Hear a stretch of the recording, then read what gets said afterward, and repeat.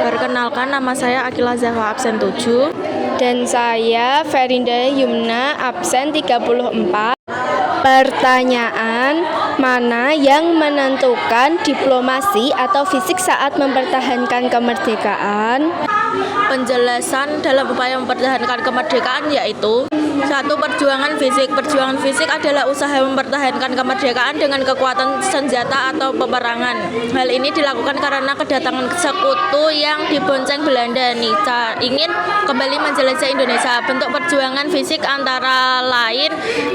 Pertempuran di berbagai daerah seperti Surabaya, Ambarawa, Medan Area, dan Bandung Lautan Api. 2. Perlawanan rakyat yang dilakukan dengan semangat merdeka atau mati. 3. Agresi militer Belanda. 1. 1947 dengan agresi militer Belanda. 2. 1948 yang dilawan oleh TNI dan rakyat. 4. Dalam memperjuangkan ini, bangsa Indonesia menunjukkan keberanian dan semangat juang tinggi meskipun bersenjata terbatas. 2. Perjuangan diplomasi. Selain dengan senjata, Indonesia juga melakukan perjuangan melalui jalur diplomasi atau perundingan untuk mendapatkan pengakuan dunia internasional. Bentuk perjuangan diplomasi antara lain: A. Perjanjian Linggarjati. B. Perjanjian Renville. C. Perjanjian Roem-Royen. D. Konferensi Meja Bundar atau KMB. Tujuan diplomasi adalah untuk mendapatkan pengakuan kedaulatan Indonesia, mengurangi konflik dengan Belanda, menarik dukungan dari dunia internasional. Diplomasi. 1. Perjanjian Linggarjati 1946. Perundingan ini dilakukan untuk menghentikan konflik antara Indonesia dan Belanda. Hasilnya: 1. Belanda mengikuti Indonesia secara de facto, Jawa, Sumatera, Madura. 2. Indonesia dan Belanda sepakat membentuk negara RIS, Republik Indonesia Serikat. 3. Akan dibentuk Uni Indonesia Belanda. Namun perjanjian ini menimbulkan pro dan kontra karena dianggap merugikan Indonesia. 2. Perjanjian Renville 1948. Perundingan ini dilakukan di atas kapal USS Renville dengan bantuan PBB atau KTN. Hasilnya: 1. Indonesia harus menarik pasukan dari wilayah yang dikuasai Belanda. 2. Wilayah Indonesia menjadi semakin sempit. 3. Perjanjian ini sangat merugikan Indonesia dan memperkuat posisi Belanda.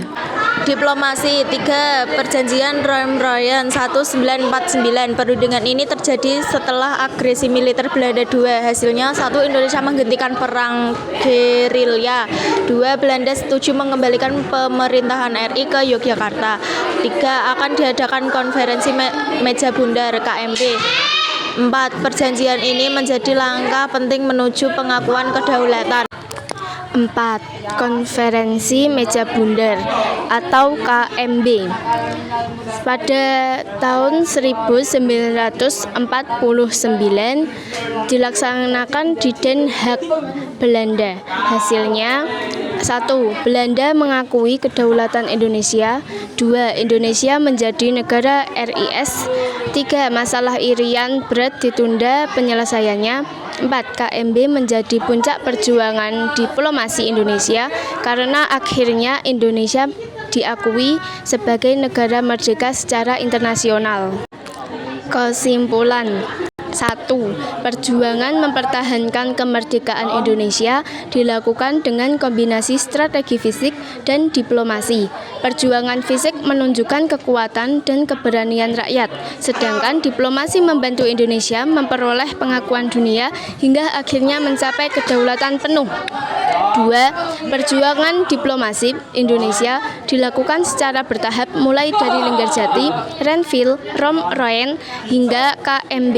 Meskipun beberapa perjanjian merugikan, pada akhirnya Indonesia berhasil memperoleh pengakuan kedaulatan dari Belanda.